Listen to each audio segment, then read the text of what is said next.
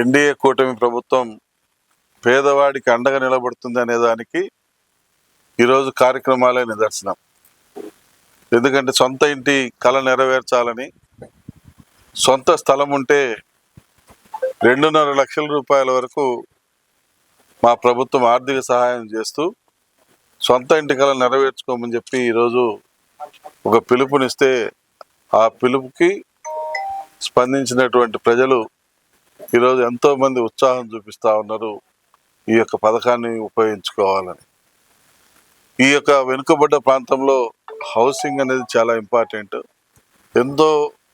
ఎన్నో కుటుంబాలు, నిరుపేద కుటుంబాలు ఇల్లు లేక అద్దెళ్లలో ఉంటూ ఈరోజుకి కూడా ఇబ్బంది పడుతున్నటువంటి సందర్భాలు చాలా చూస్తూ ఉన్నాం. అయితే నేను ఒకటే చెప్తా ఉన్నా, ఈ ఊర్లో పార్టీలకు అతీతంగా ప్రతి ఒక్కళ్ళు కూడా సొంత ఇంటి కళ నెరవేరాలనుకున్నటువంటి ప్రతి ఒక్కళ్ళు కూడా అప్లై చేసుకోండి. మీకు హౌసింగ్ శాంక్షన్ చేయించే బాధ్యత మాది. మీకు 2.5 లక్షల రూపాయలు ప్రభుత్వ పరంగా ఆర్థిక సాయం వచ్చేలా చేసే బాధ్యత మేము తీసుకుంటాం. నిరుపేదలు ఎక్కువగా ఉన్నటువంటి పట్టణంలో సొంత ఇంటి కళను నెరవేర్చుకోమని చెప్పి కూడా కోరుతా ఉన్నాం.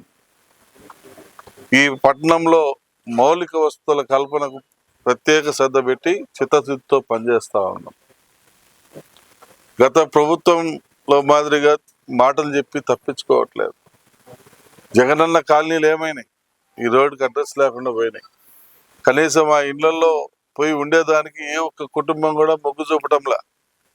ఊరికి ఎక్కడో 10 కిలోమీటర్ల అవతల జగనన్న కాలనీలు అని చెప్పి ఆ రోజు బలవంతాన కొందరు ఇల్లు అయితే గతంలో వచ్చిన ఇల్లు కూడా శాంక్షన్ క్యాన్సిల్ చేయించి జగనన్న కాలనీలలో ఇచ్చారు.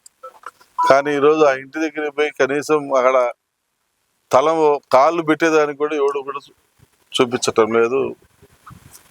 అలాగే ఈ ప్రాంతంలో